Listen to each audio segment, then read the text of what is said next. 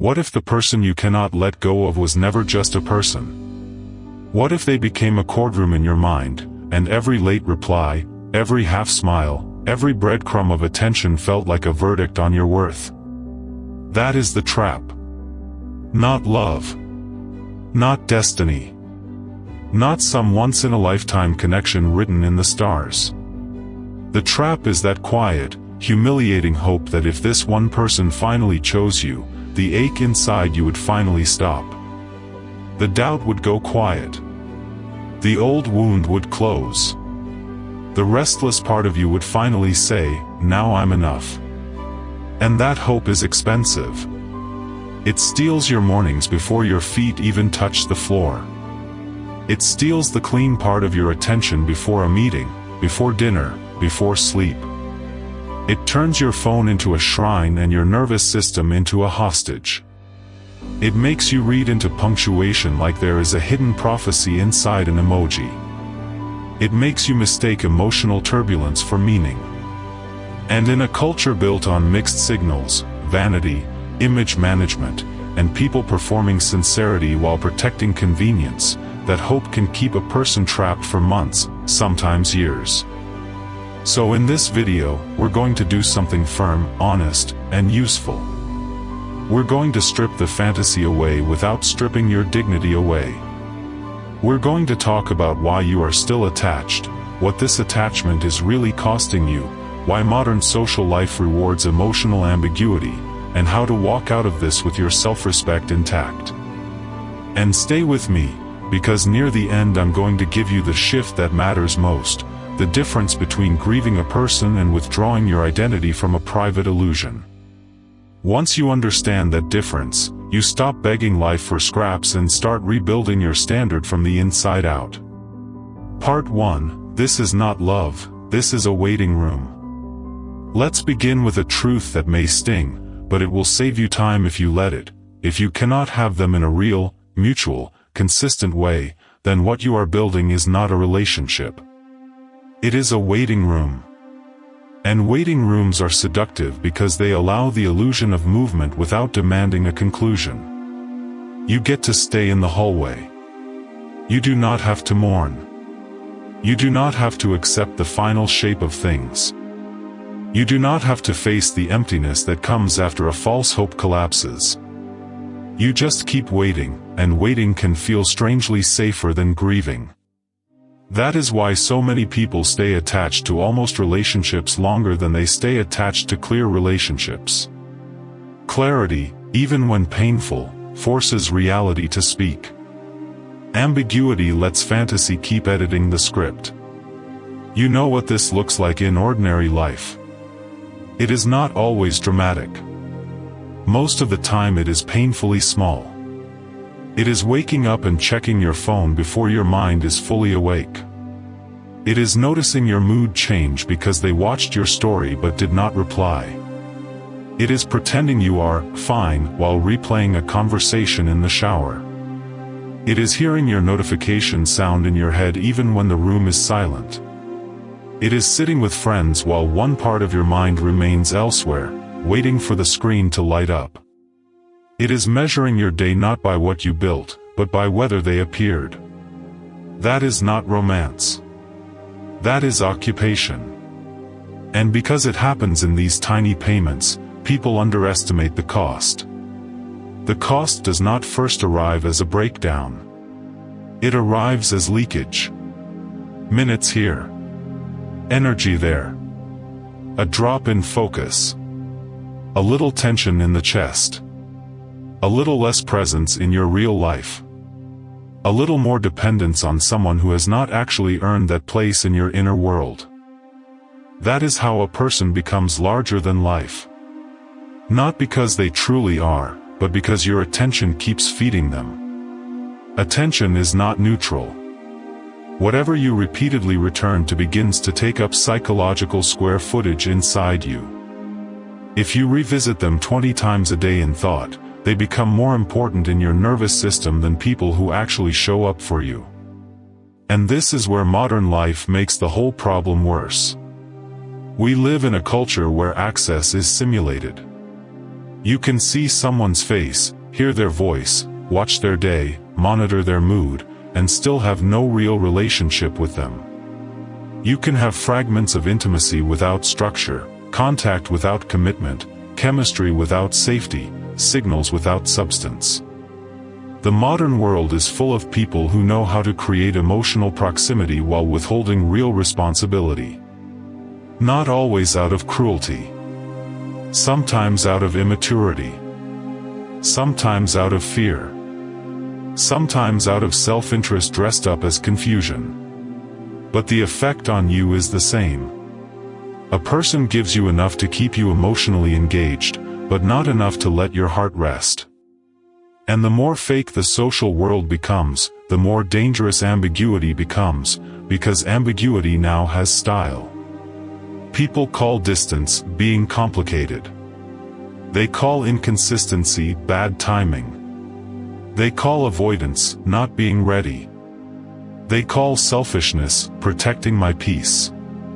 They call emotional hunger a deep connection. Language gets polished. Excuses become elegant. But your body still pays the bill. Your sleep still suffers.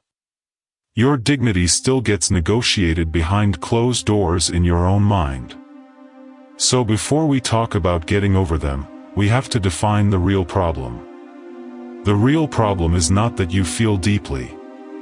The real problem is that you may be investing depth into a situation that has never offered safety, reciprocity, or clarity in return. There is a difference between wanting someone and being chosen by them. Wanting is private. It can be intense. It can be beautiful. It can be sincere. It can make you feel awake. But being chosen has an entirely different signature. It is clear. It is stable. It is not allergic to action. It does not force you to interpret silence like an archaeologist reading a dead language. It does not ask you to perform emotional labor just to receive basic decency. It does not keep you trapped in a courtroom where every small sign feels like evidence. Being chosen feels quieter than obsession, but far more secure. That is why one of the first questions you need to ask is not, "Do I feel strongly?" The better question is, what kind of pattern am I living inside? Because patterns tell the truth that words try to blur. Maybe they say they care, but the pattern is distance. Maybe they say they are busy, but the pattern is selective availability. Maybe they say they are scared, but the pattern is that you do all the reaching. Maybe they say they do not want to hurt you, but the pattern is that you end up hurting anyway. At a certain point, emotional maturity means you stop making your decisions based on the kindest interpretation of someone's words and start making them based on the repeated shape of their behavior. This is not cynicism. It is self-respect. And I want to speak carefully here, because when people are attached, they often hear honesty as cruelty. So hear me clearly, I am not saying you were foolish to hope. I am saying hope has to be examined by reality or it becomes self-betrayal. Hope can help you endure hard things when there is real movement. But when you use hope to stay inside a pattern that keeps diminishing you, hope stops being healing. It becomes anesthesia. It numbs you to what your own life is trying to tell you. You are not obligated to remain available to confusion. You do not owe your nervous system to someone who only shows up in fragments. And if that sounds severe, remember this, your peace is not cheap. Your attention is not disposable. Your inner life is not a public waiting area for someone else's indecision. So let's make the first shift now. Stop asking, could this become something? Ask, what is this doing to me as it is? Is it grounding you, or keeping you suspended? Is it helping you live, or helping you obsess? Is it making you more whole, or making you more dependent? Is it increasing your self-respect, or training you to negotiate with neglect?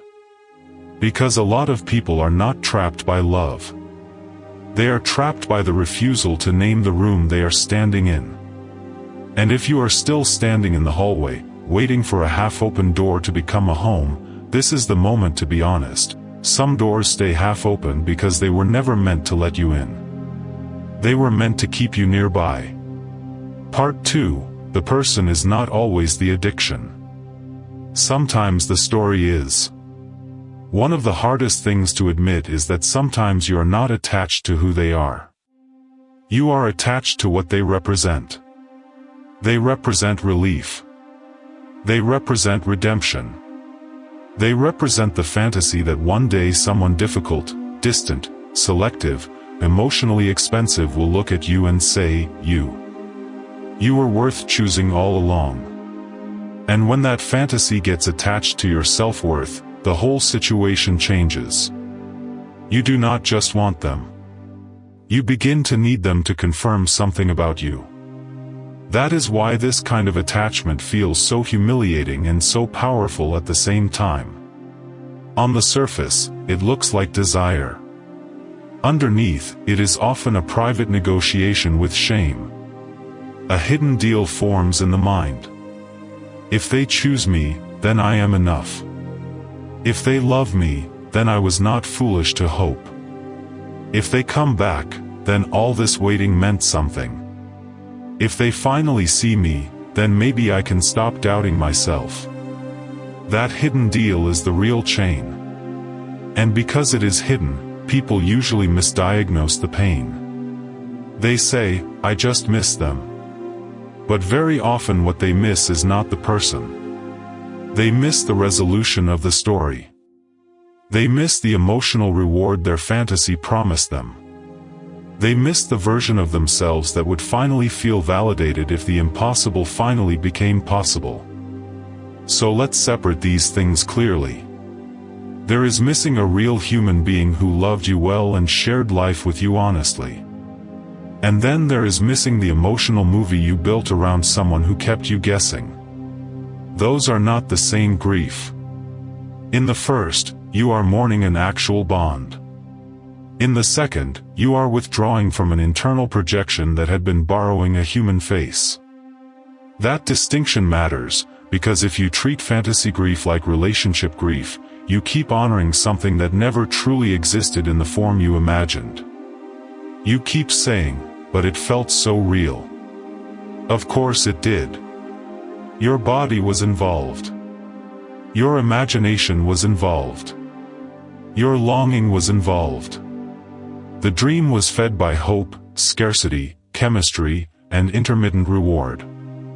It felt real because you were real inside it. That does not automatically mean the bond itself was real in the way your heart wanted it to be. This is why emotionally unavailable people can seem extraordinary. Scarcity creates distortion. If warmth is rare, every small moment begins to glow. If attention is inconsistent, every message feels amplified. If someone is difficult to reach, your mind fills in the distance with significance. You start to confuse access difficulty with emotional depth. You start to imagine that the very thing making the connection painful is proof that it is profound. It is not. A locked door is not a treasure chest. Confusion is not chemistry's evidence. Intensity is not always intimacy. And being difficult to have is not the same thing as being valuable. But the fake social world we live in trains people to romanticize what wounds them. It tells you that if someone is hard to read, they must be mysterious. If they are inconsistent, they must be overwhelmed. If they disappear and return, it must mean they are struggling with powerful feelings. The modern ego loves this kind of theater because theater keeps you engaged. It keeps the imagination hot. It keeps people interesting by keeping them unresolved. And unresolved people have a strange market value in a performative culture. They generate speculation. They generate emotional labor. They generate the kind of obsession that makes you circle around them while they continue living their life. Meanwhile, the people who are actually clear, available, direct, and stable often get overlooked because they do not trigger chaos. They do not activate the old wound. They do not force you to chase. That is why some people do not know how to receive peace. Peace feels too plain to a nervous system trained on uncertainty. So if this person has stayed in your head far longer than their actual presence in your life should justify, do not rush to conclude that they are extraordinary. Ask whether the story became extraordinary because it attached itself to an old hunger. Maybe you have been carrying a quiet hunger to be chosen by someone who does not choose easily. Maybe you learned early that affection had to be earned. Maybe closeness in your life was inconsistent, and now inconsistency feels familiar enough to mistake for passion. Maybe a part of you still believes that if you can finally win over the unavailable, you can rewrite something ancient inside yourself. That is not weakness. That is pattern. But patterns that are not named become destiny. And this is where the Stoic edge matters. Stoicism is not emotional numbness. It is the discipline to see a thing as it is before your hopes decorate it. It is the refusal to let fantasy become your ruler. It is the ability to stand inside discomfort without lying to yourself about the nature of the discomfort. So ask yourself with brutal kindness. What am I actually attached to here? The person? Or the promise my mind attached to them? The relationship? Or the imagined ending where all my waiting finally gets redeemed? Their character? Or the feeling that being chosen by them would erase a private insecurity? The answers may not flatter you. Good. Truth is not supposed to flatter. It is supposed to free. Because once you understand that much of the pain is tied to what this person symbolizes, the spell begins to weaken. You stop seeing them as the source of salvation. You stop giving them mythical status. You start seeing the structure underneath the obsession. And when the structure becomes visible, you can finally work on the thing that was driving the attachment in the first place. Not them. You. Not in a selfish sense. In an honest sense. This is not about blaming yourself. It is about taking your identity back from a story that has been using your longing as fuel. The truth is, a lot of people do not fall in love. They fall into symbolic arrangements. One person becomes the judge. The other becomes the applicant. One person controls access. The other performs worthiness. One person stays emotionally protected. The other pays with rumination, self-doubt, and hope. That dynamic can feel intoxicating because it turns desire into a mission. But no mission built on your lack will ever lead you home. So do not just ask, how do I stop thinking about them? Ask, what private meaning have I made them carry? Because the moment you stop making them your proof, you remove the crown you placed on their head. And often that crown was made entirely out of your own unmet needs. Part 3, Modern society profits from ambiguity, and your heart pays the tax. There is another layer to this that people do not talk about enough. The social environment you live in is not neutral. It does not simply observe your attachment. It often feeds it. We live in a time where emotional ambiguity is easier to maintain than ever. People can give access without accountability. They can check in without committing. They can flirt without intention, confide without responsibility, withdraw without explanation, and return without repair. They can create a sense of closeness while preserving total personal convenience. In other words, modern social life often rewards the exact kind of behavior that keeps another person emotionally suspended. That does not mean everyone is malicious. But it does mean you need clearer eyes than the culture encourages. Because this culture is full of performances. Everyone knows how to signal depth now. People know the language of healing, attachment, boundaries, trauma, softness, authenticity. They know how to look emotionally intelligent without actually practicing emotional responsibility. They know how to say, "I am overwhelmed, I am not ready, I am processing, I care about you, I just need space," while still keeping the door slightly open enough to preserve your investment. And if you are not careful, you start calling manipulation, complexity, and self-protection maturity. Here is the Machiavellian truth beneath the pretty language: some people do not want your love.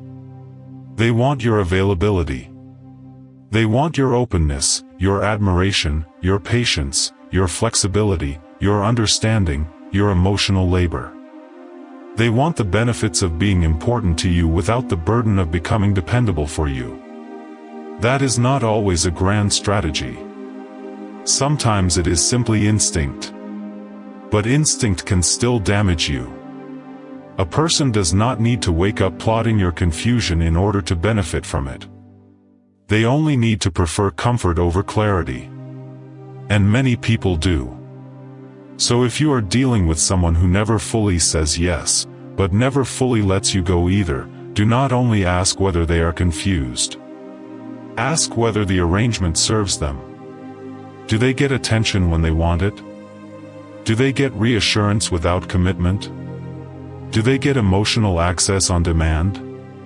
Do they get to relieve their loneliness without building a relationship? Do they get to keep options open while you stay emotionally loyal to a future that has not arrived? If the answer is yes, then understand something important. Ambiguity may be costing you, but it may be working for them. This is why you must stop romanticizing the gray zone. The gray zone is not spiritually profound.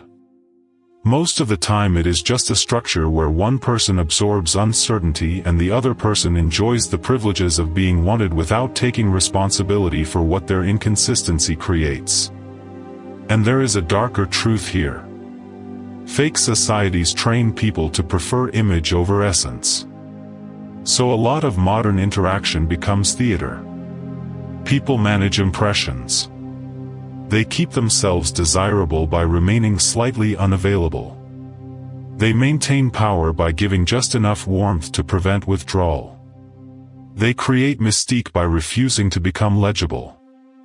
The performance looks elegant on the surface, but underneath it is often just fear, vanity, appetite, and control wearing refined clothes. If you do not see that clearly, you will blame yourself for not being good enough to secure someone who was never offering real terms to begin with. You will say, "Maybe I asked for too much. Maybe I moved too fast. Maybe I should have been cooler. Maybe I should have played it better. Maybe if I were more attractive, more accomplished, less emotional, more detached, they would have stayed." No. Sometimes the problem is not that you failed an invisible test. Sometimes the test itself was designed so you would keep auditioning. And auditions are addictive because they keep the ego involved. As long as you are still trying to win, you do not have to confront the possibility that the entire arrangement was beneath your dignity from the start. This is where many strong, intelligent people get trapped. Not because they are naive, but because they are sincere. They assume sincerity is mirrored. They assume if something feels intimate, there must be matching depth on the other side. They assume if someone opens up emotionally, that openness carries ethical weight. But in performative environments, intimacy cues can be imitated. Vulnerability language can be borrowed. Emotional presence can be rented by the hour. This is why discernment is a modern survival skill. Discernment means you stop being hypnotized by words that sound deep and start examining what the pattern is actually producing in your life. Does this connection create steadiness or instability? Does it increase trust or speculation? Does it make your life more coherent or more fragmented? Does it expand your energy or consume it? Does it bring you into reality or keep you living in interpretation? Because one of the most dangerous things in a fake culture is the half-open door. A closed door hurts, but at least it is honest. A half-open door can steal a year of your life while you keep telling yourself the story is still unfolding. And that is why I want to say this plainly: uncertainty is not always a sign to be patient. Sometimes uncertainty is the message. Sometimes the confusion is the answer. Sometimes the absence of clarity is itself the clearest possible form of communication. If someone wanted to build with you, you would not have to keep inventing reasons for why they cannot show up. Again, I am not preaching coldness. I am preaching reality. Compassion without self-respect becomes permission for your own erosion. So yes, be understanding. Yes, leave room for human complexity. Yes, people go through hard seasons. But never become so understanding that you stop understanding what is happening to you. That is the line. The Stoic does not become bitter because society is full of masks. The Stoic becomes sharper, calmer, harder to fool, less seduced by emotional pageantry, less flattered by selective attention, less willing to confuse chemistry with character.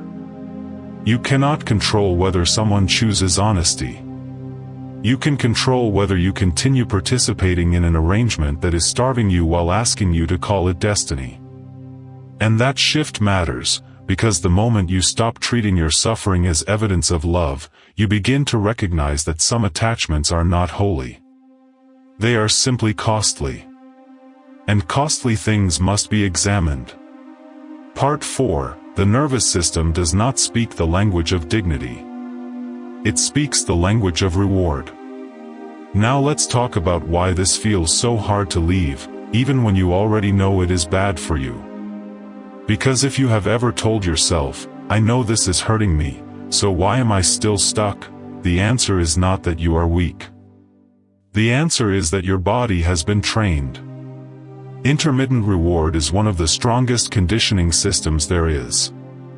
When something good happens unpredictably, the mind becomes more obsessed, not less. This is true in casinos, in digital feeds, and in unstable emotional connections. If affection, attention, warmth, or validation shows up randomly, your nervous system becomes hypervigilant. It starts scanning constantly, anticipating the next hit. That is why one message can undo a week of resolve. You tell yourself you are done. You decide to move on. You finally get a few days of distance. Then they send something small. A hey. A reaction. A late-night check-in. A song. A memory. A compliment. A vague confession. Suddenly your chest tightens. Your mind lights up. The whole story feels alive again. And immediately your brain begins rewriting history. You forget the nights you felt discarded. You forget how many times you questioned yourself. You forget the imbalance. You forget the emptiness. You forget the waiting. That single moment of contact becomes a reset button. It makes you think, maybe I was wrong. Maybe this time it's real. Maybe now it's changing. But usually what you are feeling is not truth. It is activation. Your body has learned to associate their appearance with relief. Not lasting peace. Relief. And relief is deceptive because it feels like proof. It makes you think the person is the cure, when in reality they are often the thing reactivating the wound and briefly soothing it at the same time.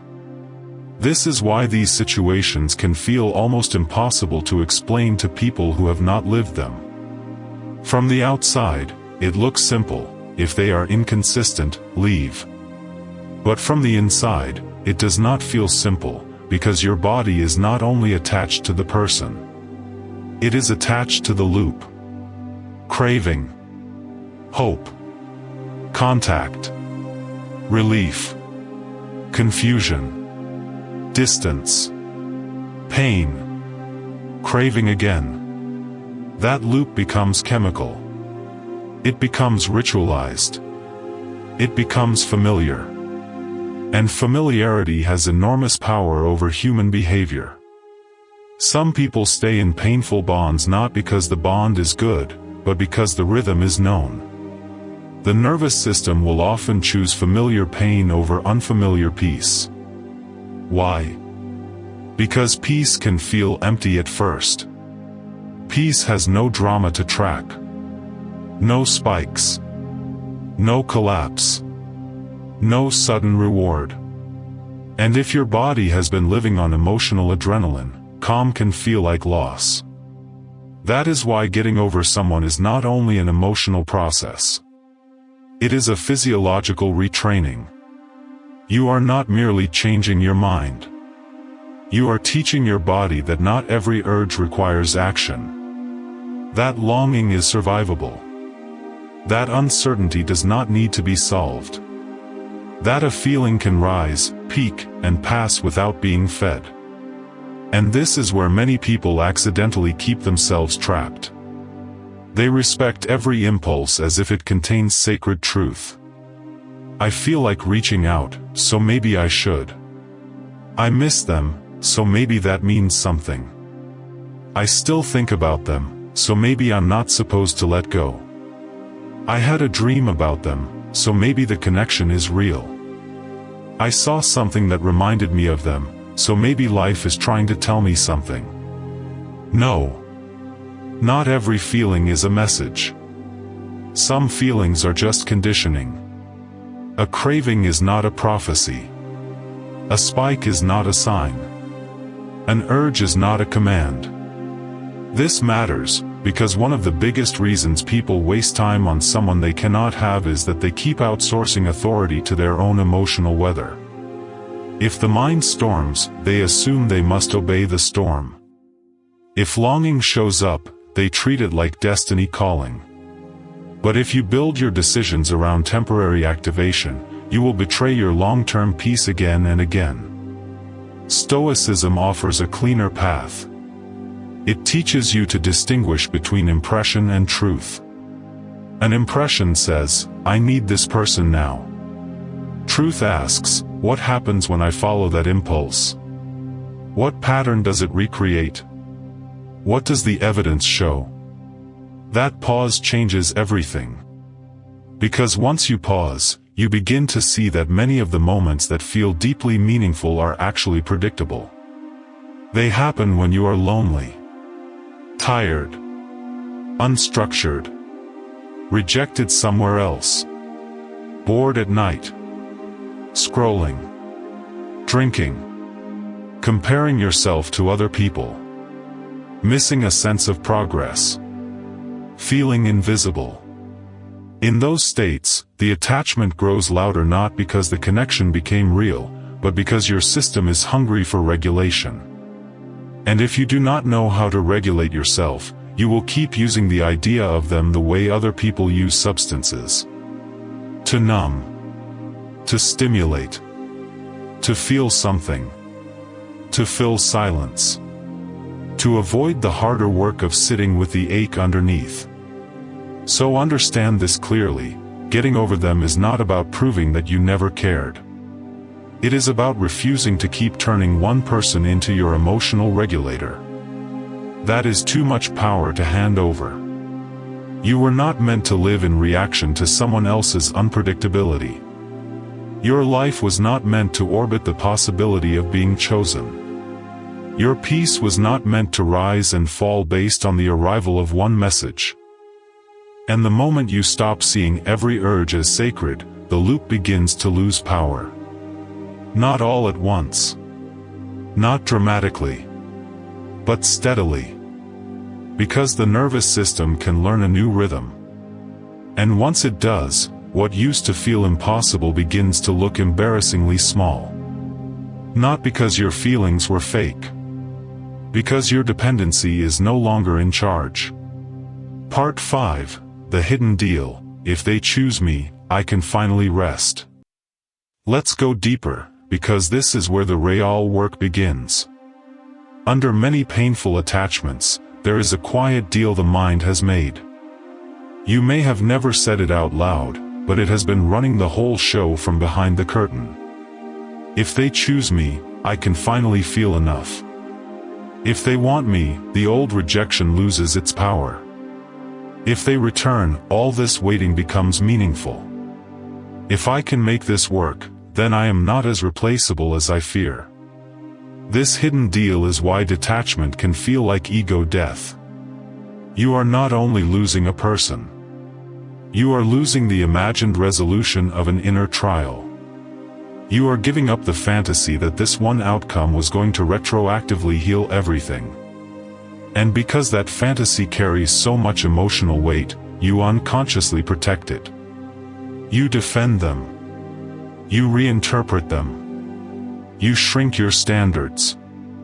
You widen your patience. You keep granting extensions. You call your suffering loyalty. You call your self-erasure understanding. You call your over-functioning love. But beneath it all, the real question is almost always the same. What do I believe this person's choice would prove about me? Sit with that. Do not rush. Would it prove that you are lovable? Would it prove that you are desirable? Would it prove that you are unforgettable? Would it prove that you can finally win where you once felt powerless? Would it prove that the parts of you secretly fear are not disqualifying after all? If so, then the person is carrying a burden no human being should carry. They have become your mirror, your judge, your certificate, your cure. And even if they were wonderful, that arrangement would still be dangerous. Because the moment your worth depends on someone else's recognition, you become vulnerable to self-abandonment. You begin managing yourself according to what might keep them. You mute your needs. You soften your boundaries. You delay hard truths. You become less honest in order to remain emotionally available to a possibility. That is the beginning of inner corruption. And I use that word carefully. Corruption is not only what happens in governments or institutions. Corruption also happens privately, inside a person, when they slowly trade reality for approval and call it devotion. Look at what this hidden deal does. It makes you overvalue their attention and undervalue your peace. It makes you interpret crumbs as promises. It makes you stay where you would advise anyone you love to leave. It makes you negotiate with behavior that violates your own standards. It makes you afraid of losing someone who has not actually been holding you with care. That is how symbolic attachment humiliates a person. Not because longing is shameful, but because longing attached to self-doubt can make you volunteer for things your dignity should reject. And this is exactly why so many people cannot just move on. They are not only attached to the person. They are attached to a verdict. They are still standing in front of an invisible courtroom waiting to hear whether they are enough. But hear this clearly, a human being cannot deliver the verdict your soul is begging for. Even if they choose you, even if they come back, even if they say everything you wanted to hear, any self-worth built on external selection remains unstable. Why? Because what another person gives, another person can withdraw. And if your identity depends on being chosen, then you will live in fear of being unchosen. Real peace cannot be built that way. Stoicism does not ask you to become cold. It asks you to stop assigning ultimate authority to things outside your control. Another person's desire belongs to them. Another person's timing belongs to them. Another person's confusion belongs to them. Another person's limitations belong to them. When you turn those things into a referendum on your value, you suffer twice, once from the situation itself, and again from the meaning you attach to it. So we need to break the hidden deal. Not with bravado. Not with fake indifference. Not by telling yourself you never cared. But by saying something far more powerful. Their choice does not define my value. Their inconsistency does not define my value. Their inability to meet me does not define my value. Their confusion is not my identity. Their absence is not proof of my insufficiency. This may sound obvious when spoken slowly like this. But in real life, people violate these truths constantly. They spend weeks trying to decode a person's silence while their own life falls out of rhythm. They scroll, compare, fantasize, wait, weaken. All because somewhere deep inside, they still believe this person holds the key to rest. But they do not. Rest begins when you stop trying to get your worth delivered from outside. And that is why letting go hurts so much at first. You are withdrawing from a false god. You are taking back the authority you assigned to another face. You are dismantling a private religion built around attention, scarcity, and imagined redemption. Of course there is grief in that. There should be. But it is clean grief. Necessary grief.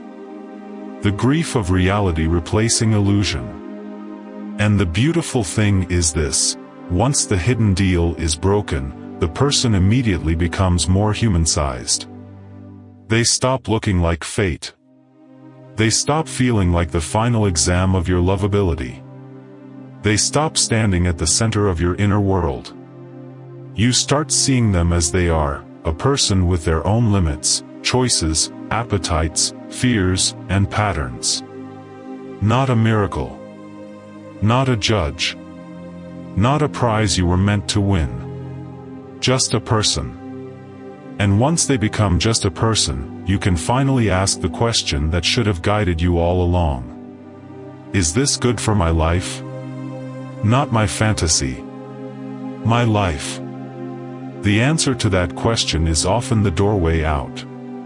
Part 6, How You Waste Time, not in years first, but in fragments.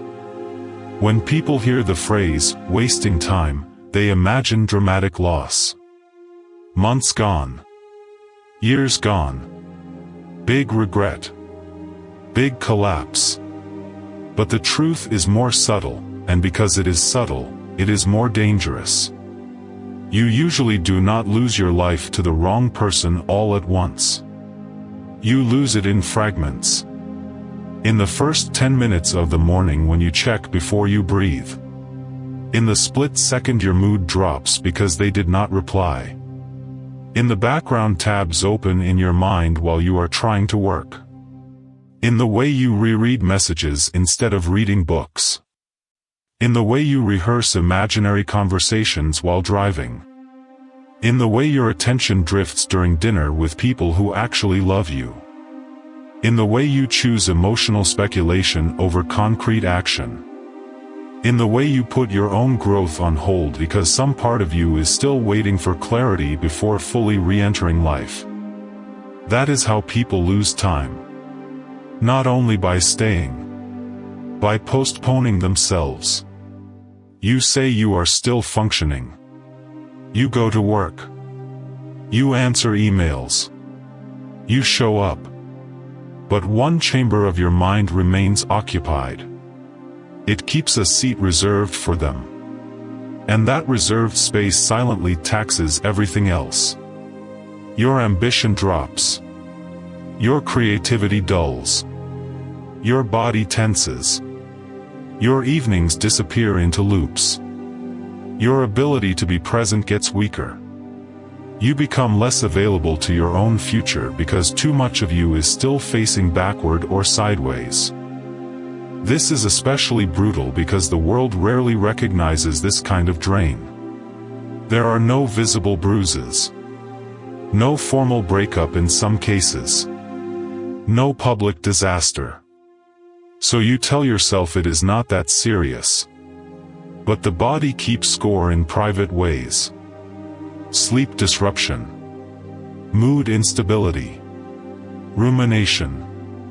lack of focus, emotional exhaustion, quiet shame. And there is another cost: identity drift. When you spend too long oriented around someone who is unclear, you begin to organize your self-concept around pursuit, anticipation, and reaction. You stop becoming.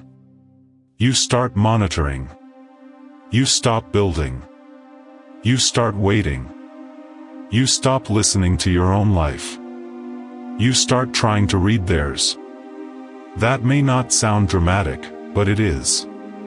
Because your life is shaped less by your biggest moments than by your repeated orientation.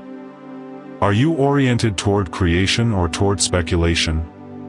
Toward standards or toward exceptions?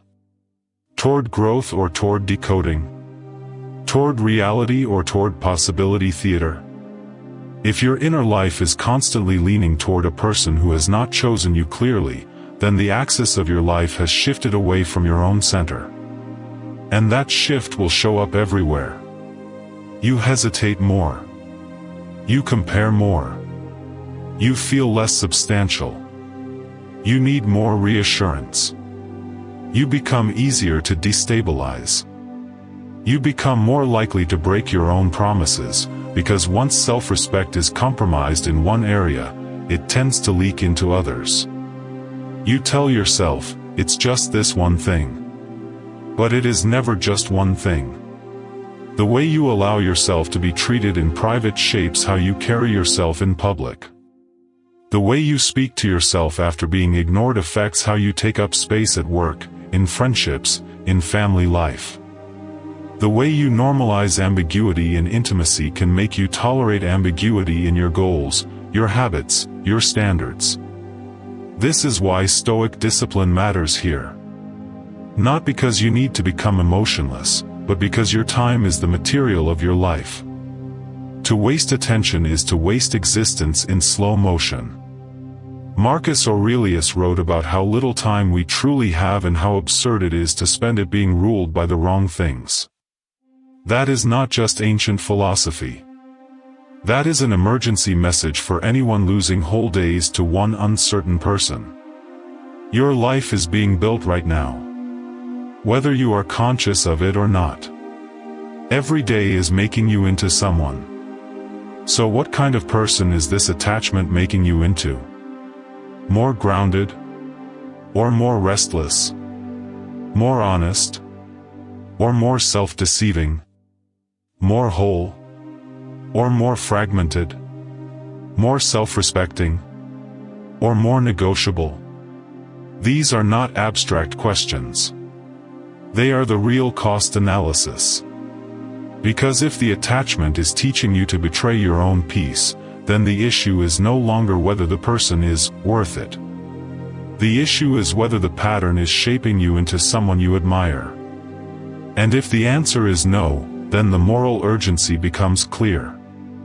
You do not leave only because they are unavailable. You leave because the arrangement is making you smaller. Not visibly, maybe, but spiritually, psychologically, energetically. And in a fake society, becoming smaller can happen very politely. No one yells. No one slams the door. Nothing dramatic. You just slowly disappear from your own life while still looking functional from the outside. That is why wasting time on someone you cannot have is not just a romantic issue. It is an existential issue. It is about whether you are willing to sacrifice irreplaceable inner life at the altar of uncertainty. Time is not only hours. It is clean attention. It is emotional range. It is self-respect.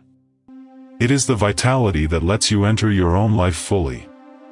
If a connection keeps draining those things while offering no stable future, then it is already too expensive. And once you see the cost clearly, a new question replaces longing. Why am I still paying for maybe?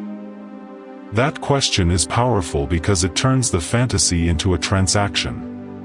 It forces you to stop looking only at what you hope to gain and start examining what you are repeatedly spending. And if you are honest, what you are spending is too much. Focus, sleep, dignity, stability, presence, joy, and momentum. No person who is not building a real life with you deserves that much of your life force. Not because they are evil. Because you are responsible. Your time is your character in visible form. Where it goes, you go. And if too much of it is disappearing into someone who cannot meet you, then getting over them is no longer a luxury. It is recovery. Part 7. No contact is not a game. It is how you stop reopening the wound. At some point, insight is not enough. You can understand the pattern perfectly and still relapse if you keep giving the pattern access. That is why people often stay trapped even after they realize the truth. The realization is there. The structure remains. And structure beats emotion more often than emotion beats structure. So let's talk about no contact properly. No contact is not a dramatic performance. It is not an act of revenge. It is not a way to make them miss you. It is not a manipulative tactic to regain leverage. And if you secretly use it as a strategy to win them back, it will fail internally even if it looks strong externally, because your mind will still be staring at the door. Real no contact has one purpose: to stop delivering your system fresh doses of the thing it is trying to heal from. That is all. If your hand keeps touching a hot stove, you do not need a philosophical essay first. You need distance. The same is true here. If every interaction reactivates hope, doubt, craving, fantasy, and emotional chaos, then repeatedly exposing yourself to the person while claiming you are trying to move on is like reopening a wound and calling it resilience. Now, no contact does not always have to mean some dramatic declaration.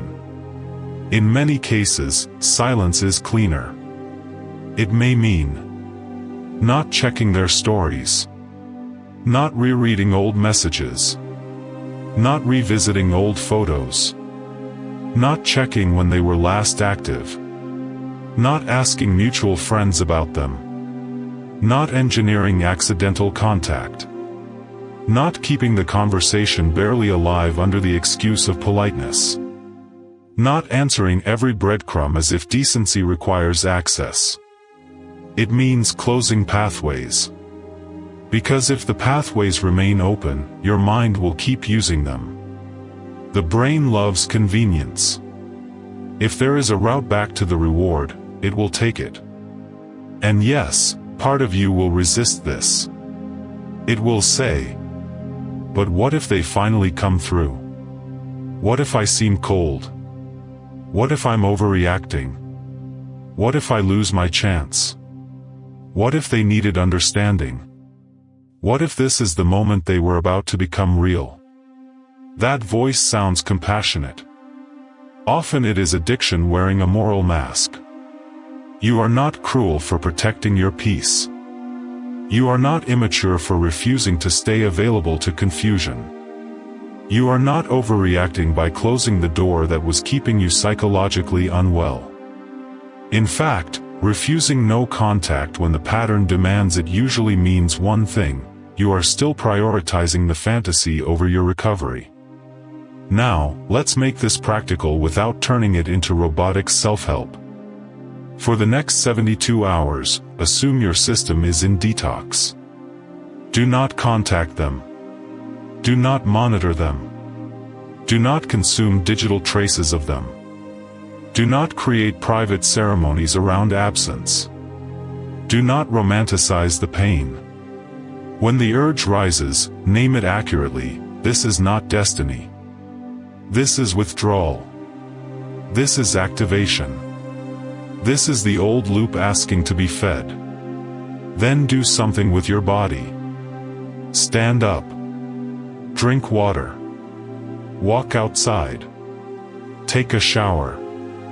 Write the urge down instead of acting on it. Put your phone in another room. Call someone safe. Do 20 slow breaths. Do 10 push-ups. Stretch. Leave the house. Interrupt the ritual. Why the body? Because many attachments survive by staying in thought. Thought without interruption becomes theater. Your body is how you cut the scene.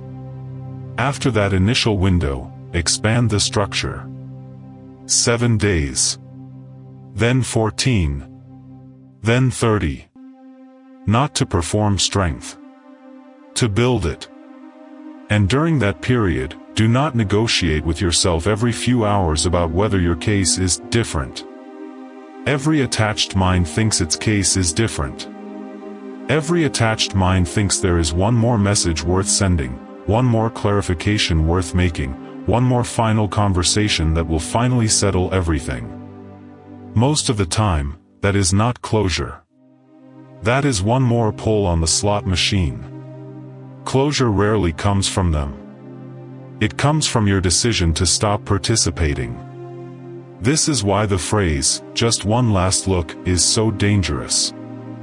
There is no such thing as a neutral check when you are still activated. Each check reconditions the system. Each check says, keep watching, keep hoping, keep tying your internal state to their movement. No contact breaks that association. And here is something people resist but need to hear. If they truly wanted to build something stable and honest, genuine effort does not depend on your constant psychological availability. Real intention finds a clear way. It is not endangered by your self-respect. So stop treating your absence as the thing that ruins a real connection. What ruins most false connections is the loss of free access to the person who was willing to wait. That distinction matters. You are not disappearing to punish them. You are removing access to protect you. And yes, it will feel quiet at first. Then raw. Then strange. Then maybe empty. Good. Empty is honest. Empty is where rebuilding begins. Empty is far better than being repeatedly occupied by a possibility that keeps draining you without arriving. There is dignity in withdrawal when what you are withdrawing from is self-betrayal. And remember this, every day you maintain no contact, you are not only avoiding them. You are proving to yourself that peace does not have to beg for permission. That proof changes a person. Part 8. What to do when the urge hits. Do not obey immediately. The most dangerous moments are often not the deep philosophical ones. They are the ordinary ones. Late at night. After a bad meeting. After seeing another couple. After a drink. After a lonely Sunday. After a dream. After hearing a song. After being disappointed somewhere else. After feeling invisible. After scrolling too long. That is when the urge arrives. And if you do not have a method for the moment itself, all your insight will evaporate under pressure. So here is a method that is simple enough to use when your mind is noisy. First, delay. Tell yourself, I am not acting on this for 24 hours. Not forever. Just 24 hours. Why? Because urgency is the language of craving. Craving always argues that action must happen now. But what the mind labels urgent is often just intolerable discomfort that wants immediate relief. Delay breaks urgency's spell. It separates feeling from behavior. Second, describe, do not dramatize. Instead of saying, I need them, say, I am feeling a wave of longing. Instead of saying, this means something, say, my system is activated. Instead of saying, I'll regret not reaching out, say, my mind is inventing future pain to justify present compulsion. Language matters. The way you frame an urge can either strengthen it or shrink it. Third, move the feeling through the body. People often try to think themselves out of compulsion while remaining physically still. Bad strategy. When emotion spikes, the body is already involved. Give it another task. Walk fast.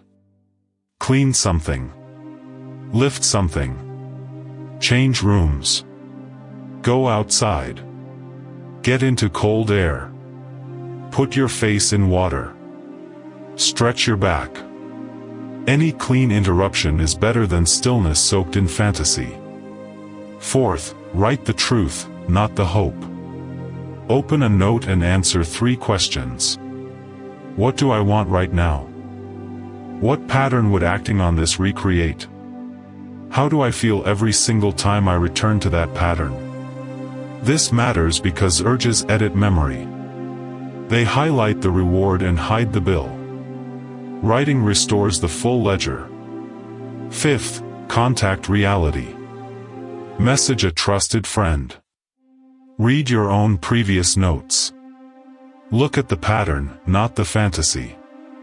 Ask, what has this actually produced in my life?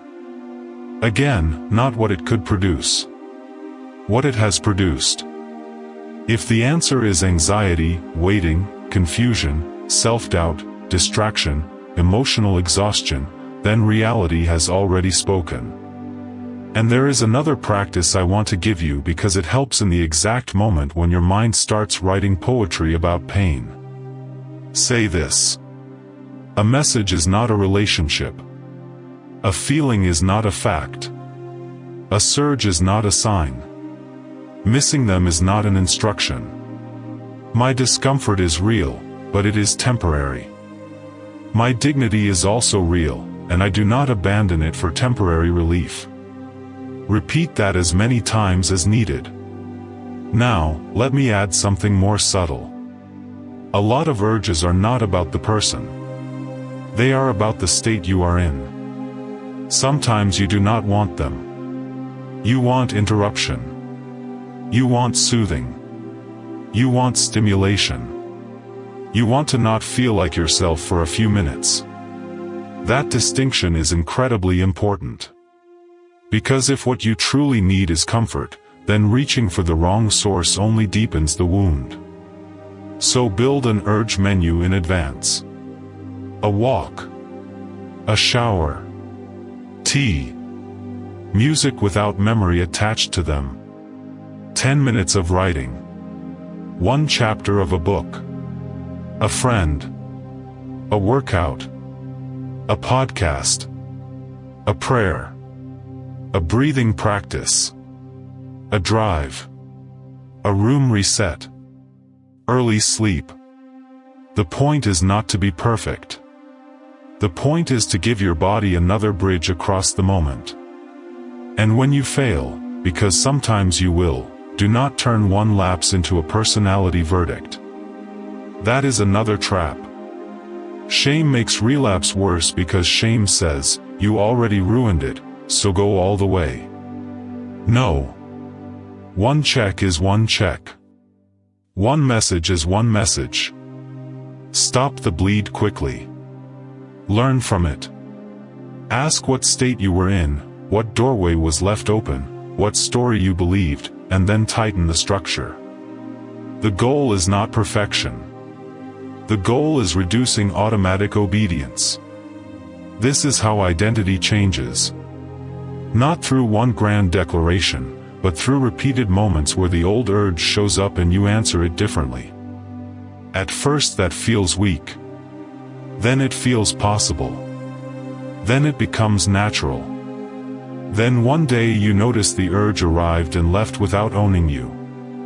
That is a major victory, even if no one sees it. And here is why it matters so much. Every time you refuse to act on a degrading impulse, you teach yourself that feelings can visit without becoming your ruler. That lesson does not only help you with one person. It changes how you handle anger, jealousy, shame, loneliness, impulse buying, doom scrolling, self-sabotage, all of it. A person who can feel deeply without obeying every feeling becomes very hard to manipulate. That is real power. Not domination over others. Governance over self. And once you begin developing that, the people who once kept you spinning lose their hold, because your nervous system no longer mistakes intensity for authority. Part 9. The void after detachment is not failure. It is space without distraction. Most people think the hardest part is leaving. Often the harder part comes after. The silence. The emptiness. The drop in stimulation. The hour that used to be occupied by checking, hoping, analyzing, fantasizing. The strange absence of a person who had become a daily mental event. That emptiness can feel unbearable if you do not understand it. You may think, maybe I made a mistake. Maybe I still need them. Maybe the connection was real because look how much I feel without it. But the void after detachment is not proof that you were meant to stay.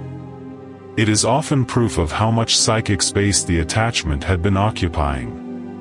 When a noisy thing leaves, silence can sound like loss.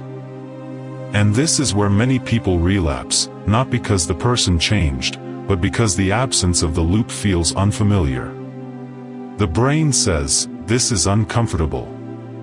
Go back to what is known. The ego says, at least when I was chasing, the story had movement. The lonely part says, anything is better than this flatness. But the flatness is not the end. It is the clearing. Imagine a room that has been filled with humming machinery for months. When the machines finally stop, the quiet feels strange, maybe even alarming. But that does not mean the machines were good for the room. It means your ears adapted to noise. The same thing happens internally. If you have spent a long time in emotional suspense, stillness will initially feel empty. Yet stillness is where you can finally hear what was underneath all the theater. Maybe grief. Maybe loneliness. Maybe fear of being ordinary. Maybe old rejection. Maybe shame. Maybe the ache of not having built enough of a life outside the fantasy. Maybe the painful realization that you gave someone symbolic power they never deserved. Those things are hard to meet. But they are meetable. And unlike the attachment loop, they can actually be worked with. This is why the void must not be feared. It must be used. Use it to notice where your life needs structure.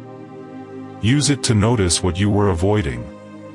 Use it to notice how much of your emotional intensity had become a substitute for purpose. Use it to notice the difference between stimulation and meaning. Many people do not actually miss the person as much as they miss the emotional occupation. They miss having something to yearn toward. They miss the dramatic private narrative. They miss the fantasy of being on the verge of resolution. That is why when the attachment ends, life can feel strangely plain. Good. Plain is workable. Plain is where you can begin building something real. This is also the moment to be careful with interpretation. In the void, your mind will often become poetic. It will romanticize memory. It will edit out the reality and preserve the glow. It will tell you that your pain proves the uniqueness of the bond. Not necessarily. Pain proves pain. Withdrawal proves withdrawal. Emptiness proves lost occupation.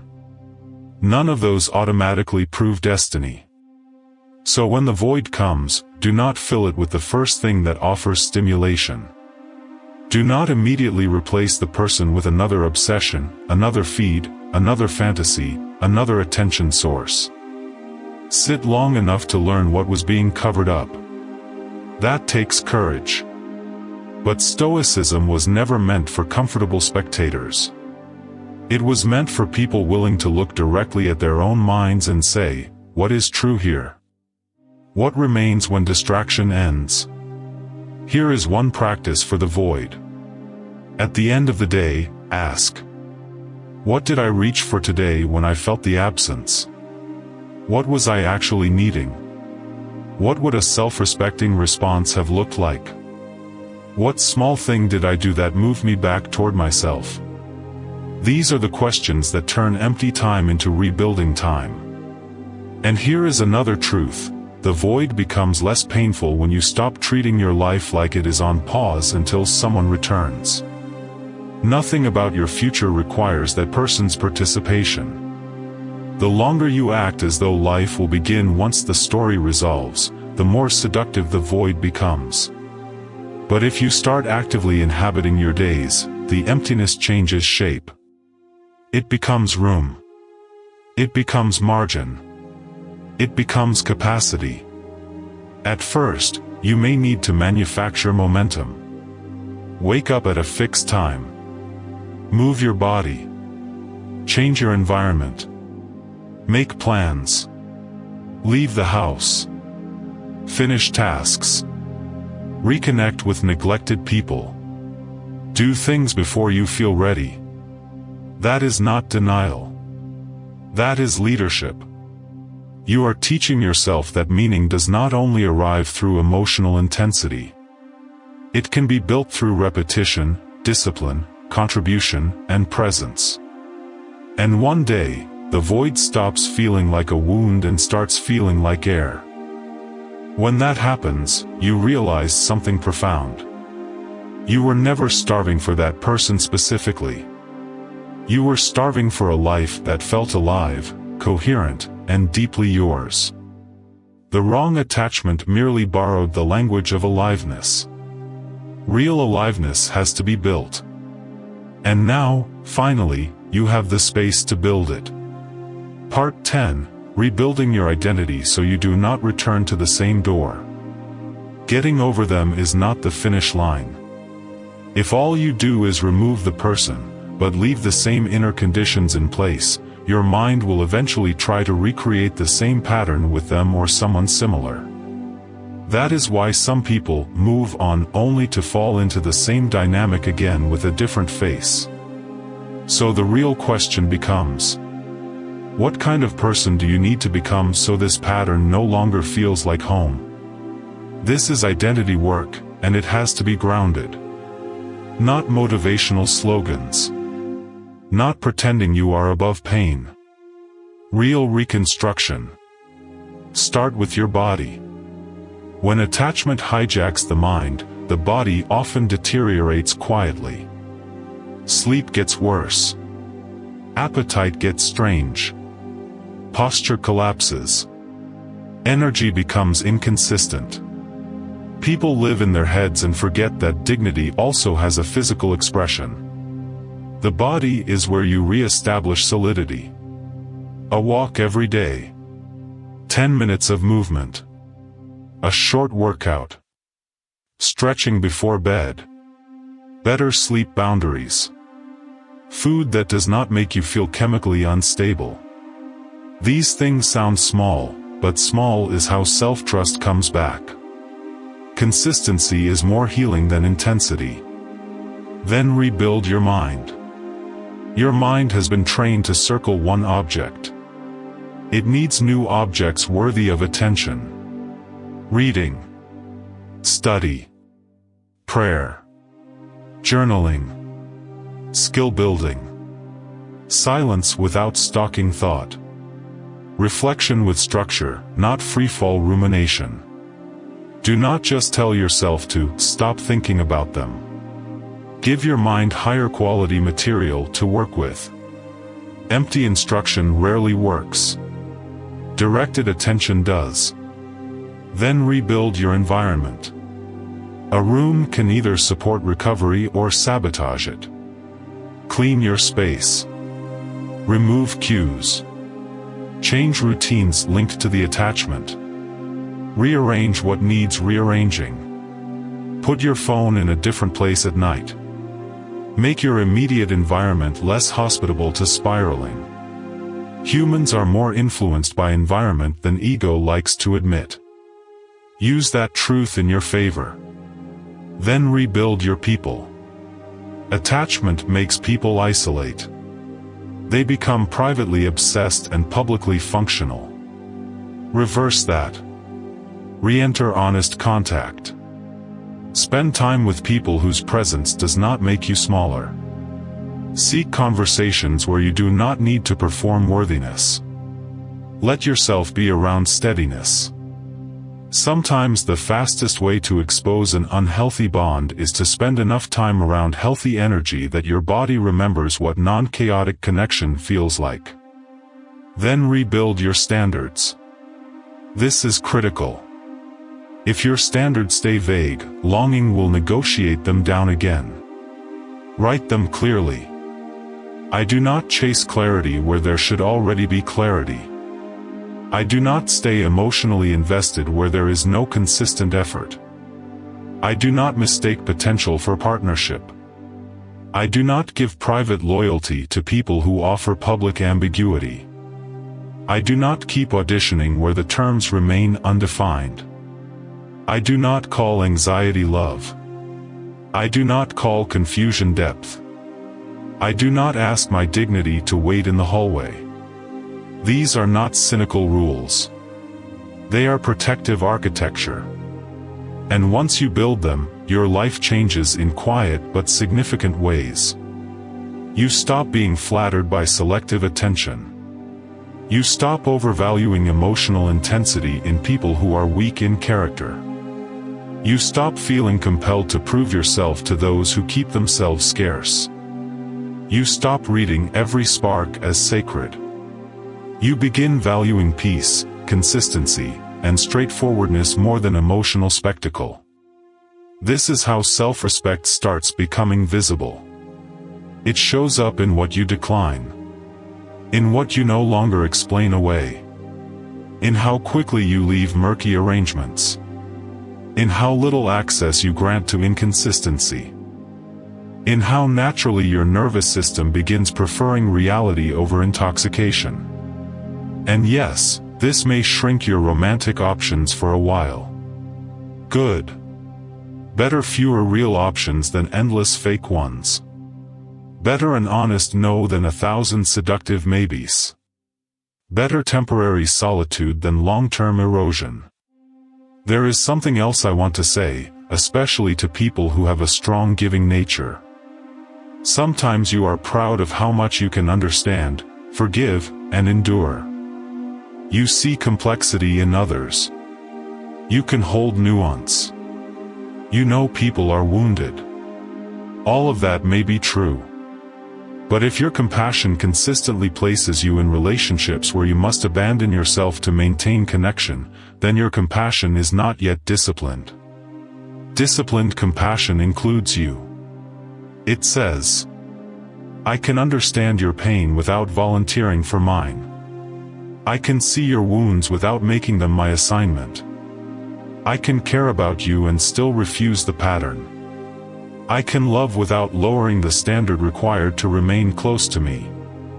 That is mature love. Not martyrdom. Identity reconstruction is not glamorous. There may be no applause. But every ordinary promise you keep to yourself becomes a brick. A bedtime kept. A message not sent. A walk completed. A thought interrupted. A boundary honored. A craving survived. A day lived without checking. A weekend spent building instead of waiting. This is how you become someone new. And over time, the attachment that once dominated you begins to look different. Not because you forced amnesia. Because you outgrew the structure that once made it feel necessary. That is one of the deepest forms of freedom. Not erasing the past, but becoming too rooted to kneel before it. Part 11, How to Know You Are Actually Healing. Healing is not always dramatic. Often it is embarrassingly ordinary.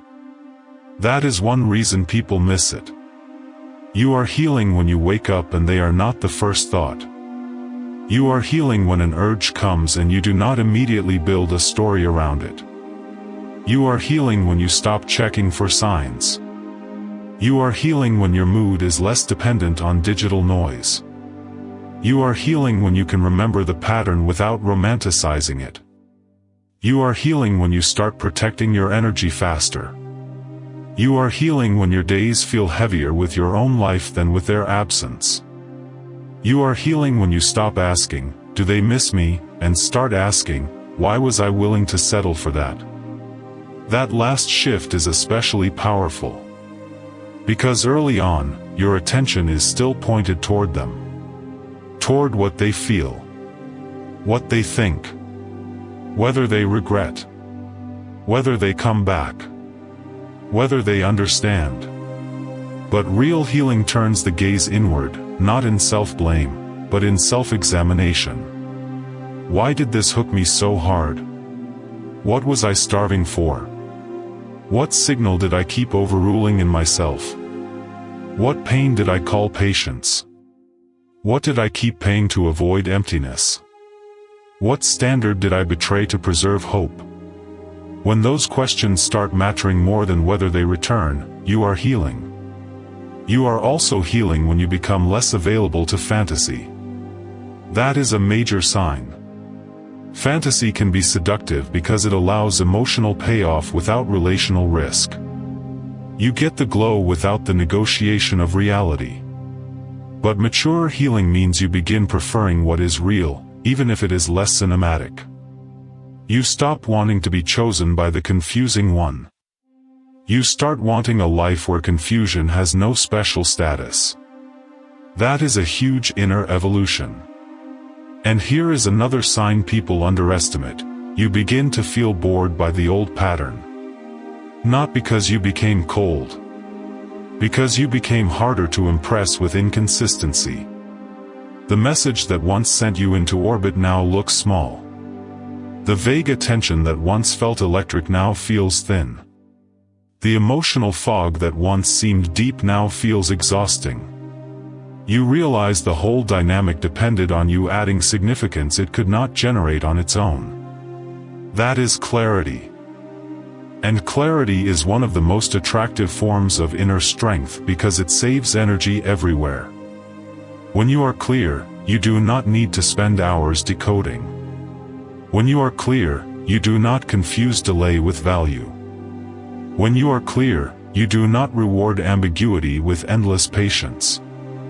When you are clear, you can feel longing without making a religion out of it. There may still be moments. A memory. A dream. A date. A song. An unexpected ache. Do not panic. Healing is not linear, and the reappearance of feeling is not evidence of failure. The measure is not whether the feeling returns. The measure is what authority you give it when it does. Do you kneel? Do you act? Do you start stalking the past again? Do you let one wave become a week? Or do you notice it, breathe, tell the truth, and continue living? That difference is everything. I also want to mention grief, because some people resist healing by trying to become superior to their own pain. They turn detachment into an ego mask. They say, "I'm over it," while privately remaining haunted. That does not work. Healing is not contempt. It is clean honesty. It is allowing sadness without turning it into identity. It is allowing disappointment without turning it into self-destruction. It is respecting that something mattered to you while refusing to let what mattered to you continue ruining you. That is strength. Strength is not the absence of tenderness. It is tenderness governed by truth. And as you heal, you may notice a final uncomfortable realization. Part of you liked being in the struggle. Not consciously perhaps, but psychologically. The struggle gave your mind something to chew on. It gave your ego a mission. It made you feel alive, chosen by suffering if not by them. Admit that if it is true. It is not evil. It is human. But once admitted, it loses some power. Because then you can say, I do not need conflict to feel depth. I do not need longing to feel alive. I do not need an almost to give my days meaning. I do not need to be wanted by the unavailable in order to respect myself. That is how healing becomes philosophy embodied, not quoted. And eventually, what remains is not bitterness. It is discernment. You stop idealizing people who cannot meet you. You stop feeding inner courts that never had jurisdiction over your worth. You stop glorifying pain that did not make you better. You become simpler, steadier, quieter, more honest. And in a world addicted to drama, that kind of calm can look almost supernatural. It is not supernatural. It is trained. Part 12, the final shift. You are not losing them. You are withdrawing your life from a false center. Let's bring it home. If you have stayed with me this far, then you already know this was never only about getting over someone. It was about getting your center back. It was about exposing the hidden deal, the waiting room, the social theater, the addiction loop, the cost in fragments, the danger of ambiguity, the retraining of the nervous system, and the rebuilding of identity. So now we arrive at the final shift. You are not just losing them. You are withdrawing your life from a false center. That is why it feels so big. For a while, maybe a long while, this person became central in ways they did not earn. Your mood bent around them. Your imagination bent around them. Your time bent around them. Your private worth started leaning toward their response. They became a reference point, a measuring stick, a recurring court date in your mind. And now, by choosing yourself, you are not merely rejecting a person. You are moving your existence back onto its proper axis. That is a sacred correction. Because no uncertain person should stand at the center of your life. No half-open door should define your emotional climate. No inconsistent signal should carry the weight of your identity. No one else's confusion should become your permanent residence. Your life deserves a better center than that. Truth. Character. Purpose. Peace. Discipline. Reciprocity. Presence. God, if that is your language. Reality, if that is not. Those things can hold weight. Ambiguity cannot. So if your mind still whispers, but what if I never feel this way again, answer it honestly, good. Why would you want to feel this exact kind of destabilized, humiliating dependence again? Let the kind of intensity that costs dignity die. Make room for something better. Not boring. Better. Safer. Clearer. More mutual. More adult. More real. And if another part of you whispers, but what if they were the one, answer that too. The one does not require endless decoding. The one does not survive mainly in your imagination. The one does not ask you to become less self-respecting in order to remain connected. The one may not be perfect, but the one does not build a life with you through absence. You do not need to hate them to leave. You do not need to expose them. You do not need a grand moral condemnation. Sometimes the highest form of closure is simple. This was not good for my life. So I stop. That sentence contains more power than people realize. Because it means you are no longer asking whether the story was beautiful enough to justify the damage. You are asking whether the pattern supports the kind of person you are trying to become. If the answer is no, leave. Not angrily. Not theatrically. Not with 20 final speeches. Just clearly. Walk out of the waiting room. Let the half-open door stay half-open without standing near it. Let the people addicted to performance keep performing without paying admission with your peace. Let the culture romanticize confusion if it wants to. You do not have to join. There is a life on the other side of this. A cleaner life. A quieter one. A life where your phone is not an altar. A life where your self-respect is not under negotiation. A life where your attention returns to your work, your body, your people, your future. A life where your value is no longer waiting to be delivered by someone else's choice. A life where you do not need to be rescued by being chosen, because you have already chosen yourself. That does not mean you become isolated or hard. It means you become anchored. And anchored people love better. They do not cling to scarcity. They do not worship distance. They do not interpret neglect as mystery. They can give deeply without collapsing into dependence. They can care without kneeling. They can walk away without dramatizing the walk away. They can feel pain without making pain their home. That is the kind of strength worth building. Not domination over other people. Inner rule. So if you need a sentence to carry with you after this, let it be this. I will not waste my life begging reality to become different just so my fantasy can survive. And maybe one more. I do not audition for people who are unsure. I do not rent out my self-worth. I do not pay for maybe with my peace. I choose what is clear. I choose what is mutual. I choose what is good for my life. I choose myself today. If this hits something real in you, do not just nod and move on. Use it. Leave a comment with the line that landed hardest, or with one standard you are reclaiming starting now. And if you want more StoicCraft like this, deeper, cleaner, more honest explorations of self-respect, emotional discipline, modern deception, and inner authority, stay with the channel. There is more ahead. But for now, let this be enough. You are not hard to love. You are too valuable to keep offering your life to uncertainty.